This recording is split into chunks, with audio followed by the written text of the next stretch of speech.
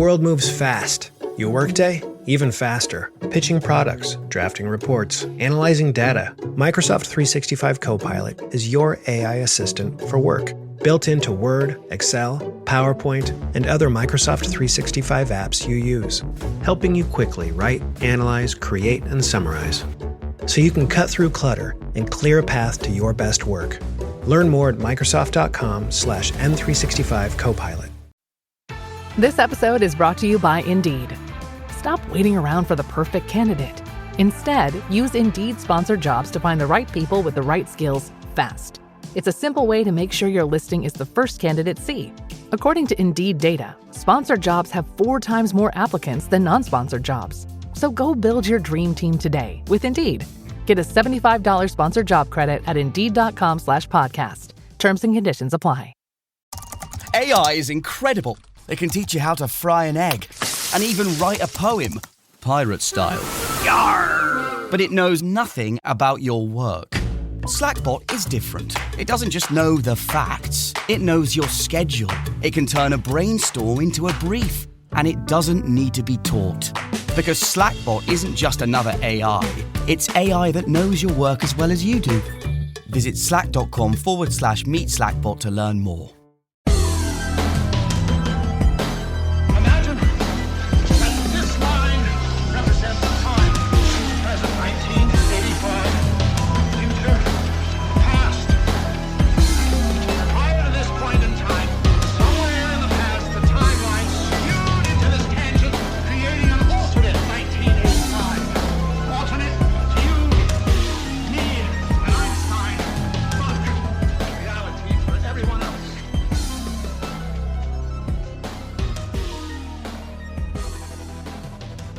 Welcome back to the Infinite Rabbit Hole. I'm your host, Jeremy, and today we're going to dive into part 2 of our coverage of UFOs over Elmwood. And on this installment, we'll peel back the layers of the Forster and Wheeler encounters. Now, these 3 encounters are huge to the story of what happened in Elmwood, and why this little small town in western Wisconsin really has a case for being one of the absolute strangest places on the face of this planet.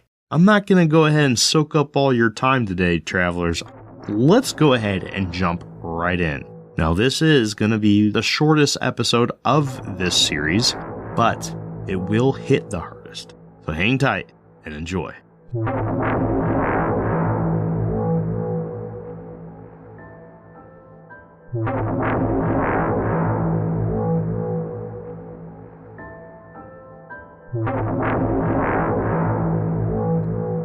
The Forster Encounter, March 2nd, 1975.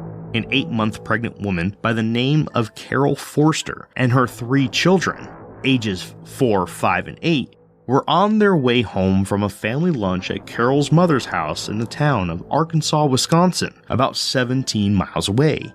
Everything seemed to be going just fine until they spotted what they thought was a very bright star in the sky on County Road P.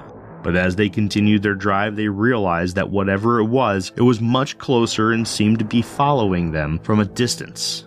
Every turn Carol made, the star seemed to turn with them, and quickly closed the gap between itself and the Forester Chevy. With the realization that this was no star, she contemplated stopping at the closest farm to have someone else witness it, but ultimately decided against it and carried on towards her house. Carol Forster tells of her experience in the April 1989 edition of an Unknown magazine article by Steve Kaplan. Quote, "When I got about 3 miles from our farm, it was directly above us, and it was lower than any star I had ever seen in the sky. And then, a little past Mimi Weber's house, it was suddenly 1 or 2 car lengths ahead of me. The ship was so bright, it was like looking at a light bulb. It was blinking on and off. It was shaped like 2 cereal bowls tipped together, and there was a row of windows across the center. This understandably upset not only her, but also all 3 of the children in the car.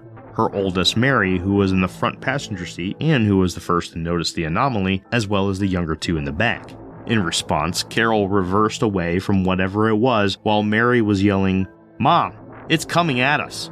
Carol backed up all the way until she was able to reverse into the driveway of Mimi and Roger Weber.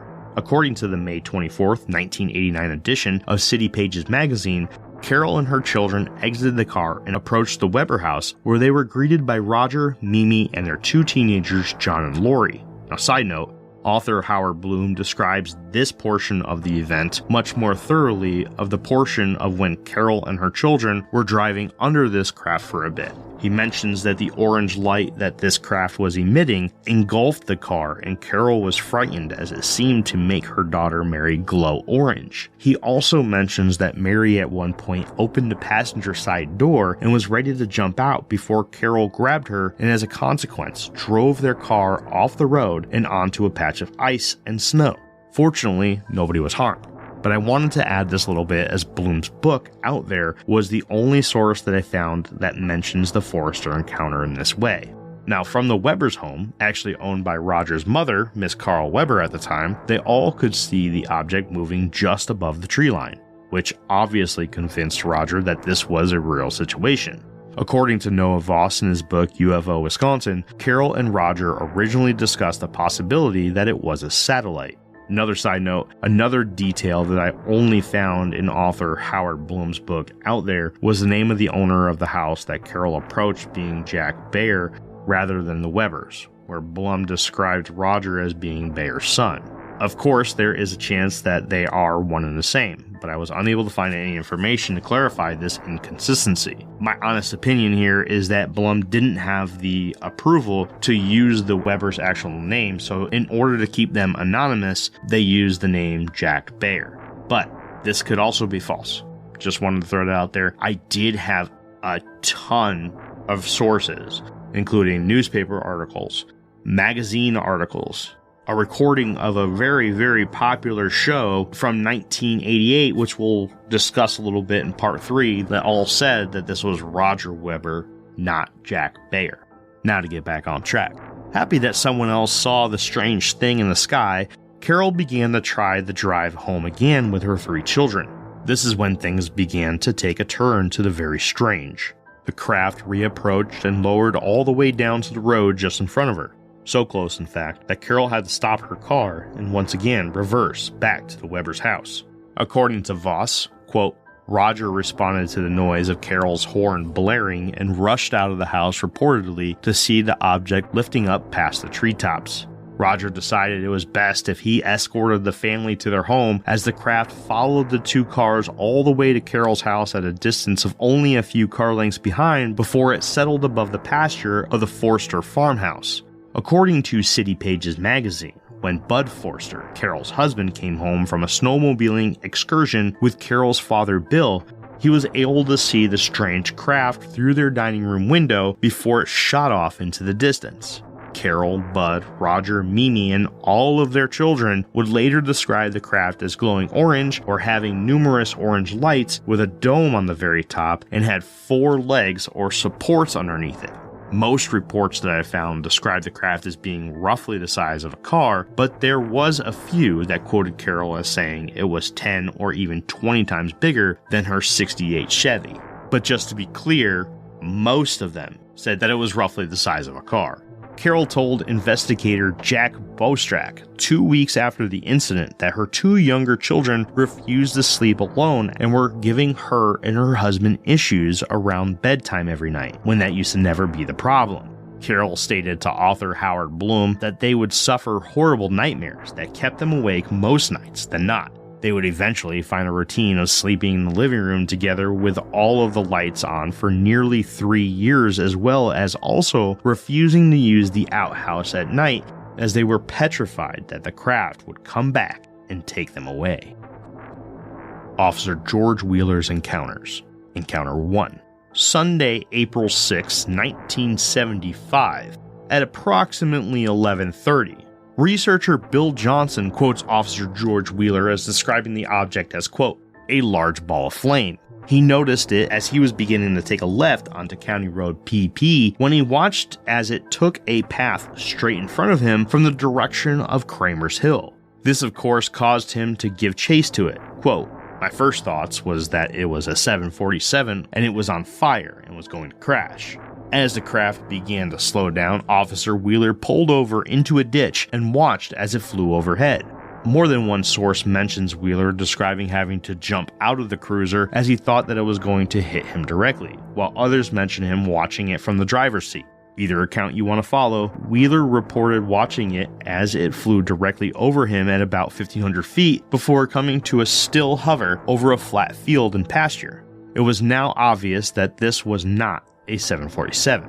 Officer Wheeler would later go on to describe it as being cigar-shaped with rounded sides, quote, like two cereal bowls put end to end, while illuminating the ground, sky, and countryside around it, as well as reporting, quote, I'd say it was the size of a football field.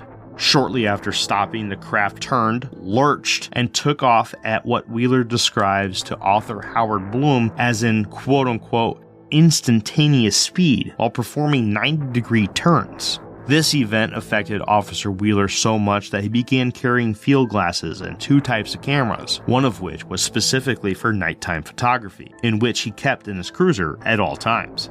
He would also place a call to the previously mentioned nearby UFO researcher by the name of Bill Johnson of Menominee, attempting to get answers as to what it was.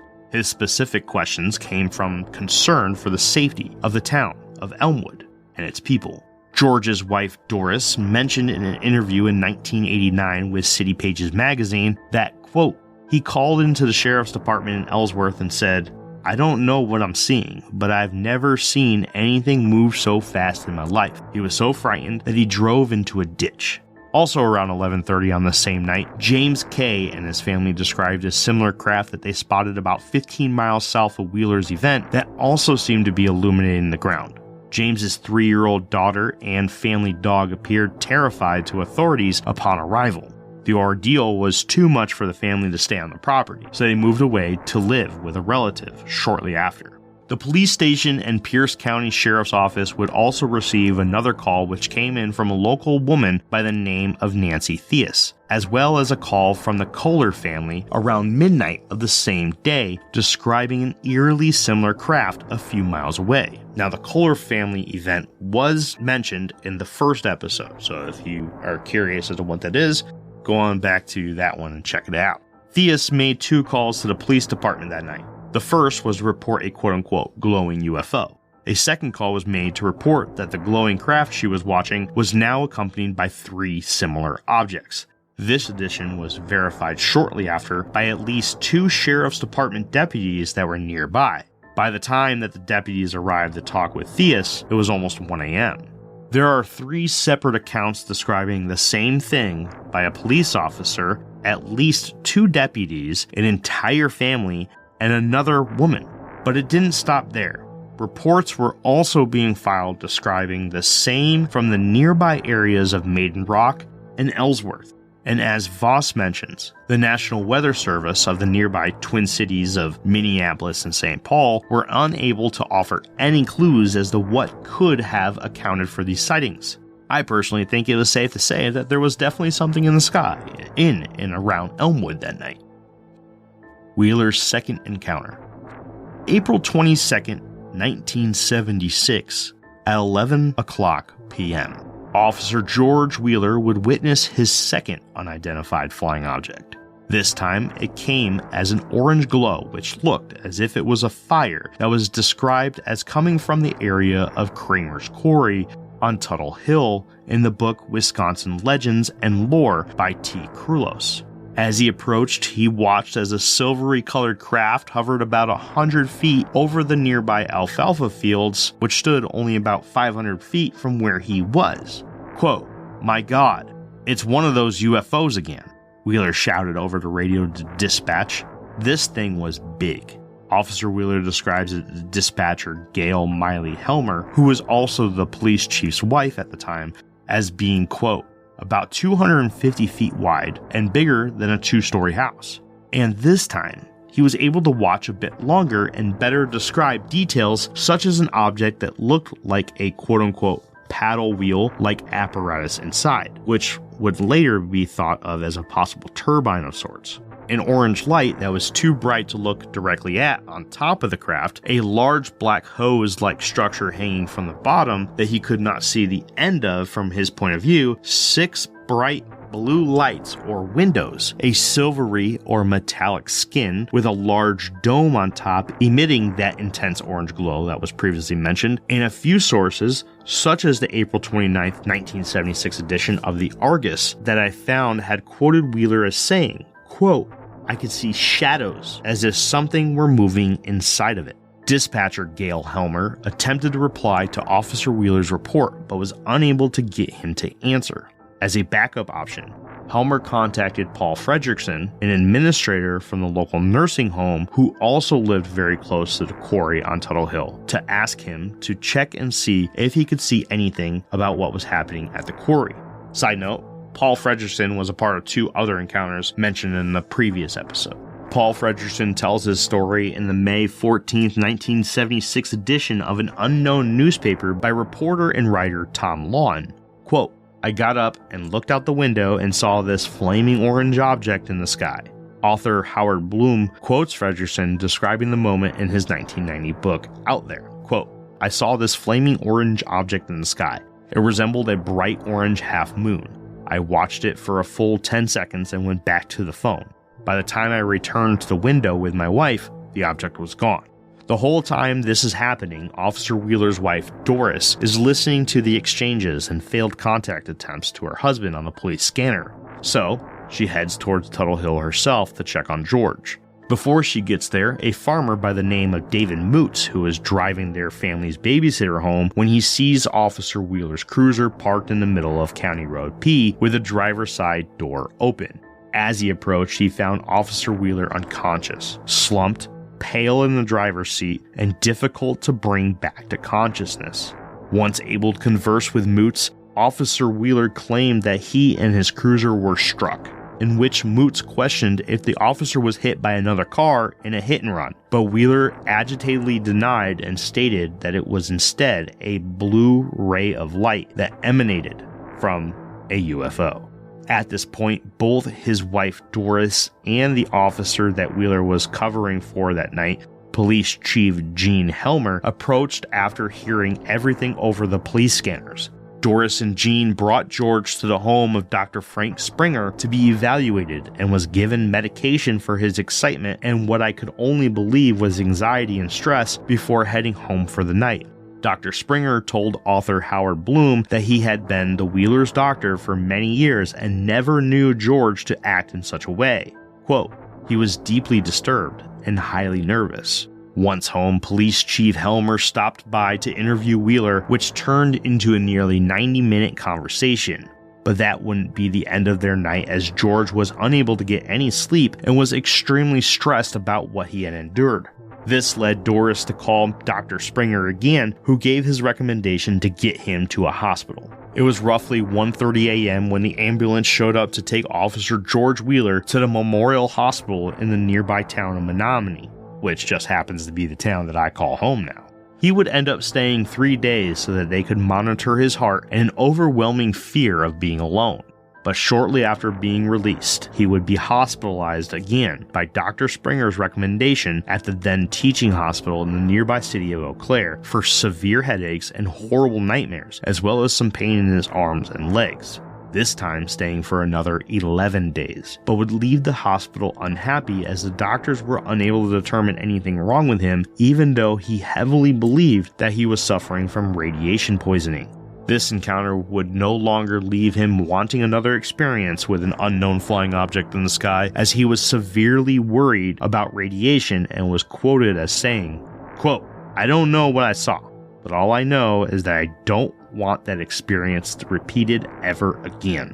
In an undated article of the Eau Claire Leader Telegraph, then Police Chief Gene Helmer stated that he has seen Wheeler in, quote, "all kinds of conditions related to police work, and I've never seen him shaken like he was that night." After the event, the police cruiser would no longer start, even though new spark plugs and points were installed a week prior to the incident. But as they would soon find out, not only would it need practically an entire new ignition system, but all the spark plugs were cracked or broken. The St. Paul Pioneer Press posted an article on April 10, 1987, which interviewed the unnamed mechanic who worked on the car after the event. Quote, "It was burnt out. I mean, not just burnt out, it was melted together in a big lump. I wish I would have kept it. The cruiser ended up needing the newly installed plugs and points replaced before it saw its return to service with the department. Other than Officer Wheeler and Paul Fredrickson, there were a few others that reported seeing a strange orange light in the sky around the same time, as well as many who reported television interference and their dogs acting strange around 11 p.m. that night. One such person was the owner of the quarry who lived close by, Mr. O. Although Mr. O didn't see anything in the sky or even notice anything in relation to the events involving Officer Wheeler, he did report that his TV stopped working just after 11 p.m. But the most intriguing report came from a Mrs. Miles Borgland, who was interrupted while watching TV by her cuckoo clock and television shutting off around 11 p.m. As Voss mentioned, she was fiddling with the controls trying to get it to work again when the room was suddenly engulfed in an orange light coming from outside. She went to the window and witnessed a large quote-unquote bright orange moon-shaped object hovering over Tuttle Hill for what she describes as a few minutes before it flew off and her clock and TV began to work again. February 19, 1977 would be the date that Officer Wheeler passed away from a heart attack 10 months after his second encounter with a UFO near the quarry on County Road P. You can listen to Officer Wheeler's accounts in his own voice on a record that was produced by Columbia Records in New York in 1975.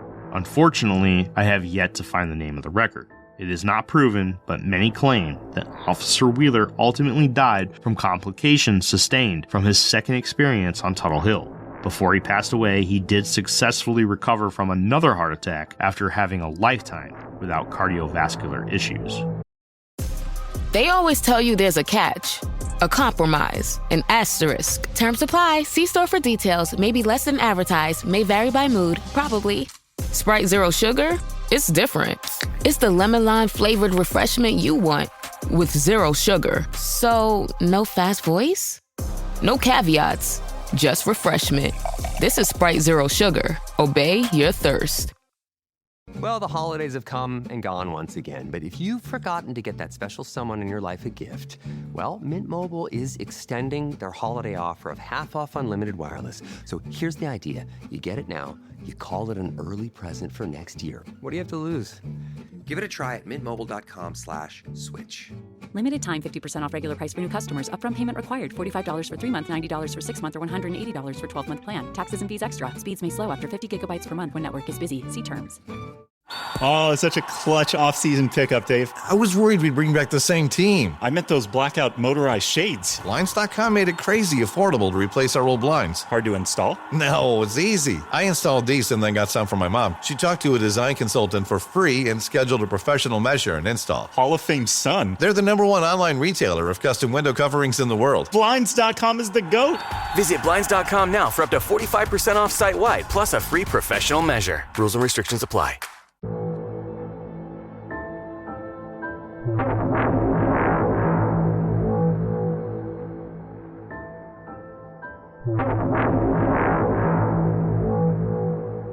Now, I do have one call of order there, travelers.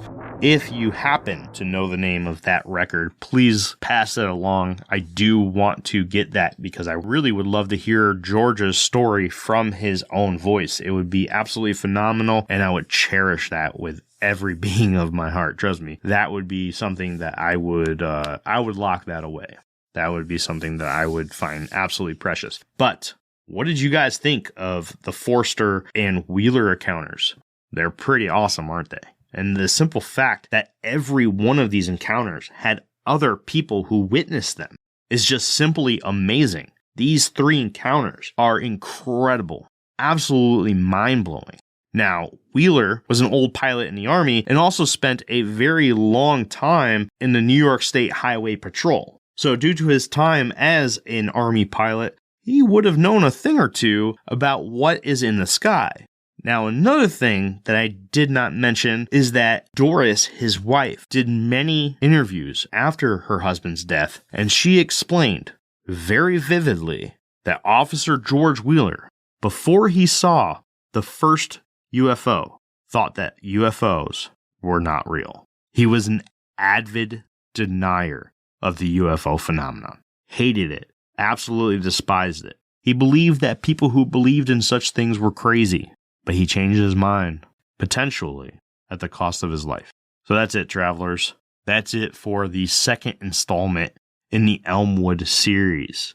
Please let me know what you think. Next week, we wrap this up with some just absolutely incredible details about Elmwood, about a Mr. Tom Weber who almost got a $50 million UFO landing pad to be built in Elmwood, about all of the recognition that the little town in West Wisconsin gained from these encounters and Tom Weber. And then we're going to wrap it all up with a little bit of information about the festival known as UFO Days, which yours truly, as well as Jake and Jeff, my co-host here in the Infinite Rabbit Hole, will be at live for all of you to come and see our very first public outing. And I am incredibly excited. So please, travelers, if you happen to be in Elmwood or around Elmwood during the last full weekend of July this year, stop on by the Infinite Rabbit Hole booth. And if you can tell me what the title is of episode 100 of the Infinite Rabbit Hole, I'll get you some stickers. All the adults in your group will get a sticker, and all the kids in your group will get some cool temporary tattoos of the Infinite Rabbit Hole logo. So come see us, travelers. We're looking forward to it. And until next time, I'll see you right back here in this path of the Infinite Rabbit Hole. Bye. I would like to thank you once again for tuning in to the Infinite Rabbit Hole podcast. Please make sure to give us a follow and one of those beautiful 5-star ratings on your podcast player of choice. If you would like to join the conversation and stay up to date on all things Infinite Rabbit Hole, head on over to Facebook and search for the Infinite Rabbit Hole Facebook group. You'll know it's us when you see the logo. If you would like to help contribute to the cause, there are a few ways to do so. First, head on over to anchor.fm/Infinite Rabbit Hole and click on the subscribe button, where for $5 a month you'll get access to all our old episodes that will never see the free spotlight ever again. It's horrible stuff, but if you're into that kind of thing, then go check it out. Second, head on over to InfiniteRabbitHole.com and click on the IRH merch shop tab and grab yourself a sweet t-shirt, sticker, or whatever else you see that you wouldn't mind owning. Until next time, travelers, I'm Jeremy, and I'll see you at the next fork in the path of the Infinite Rabbit Hole. Bye.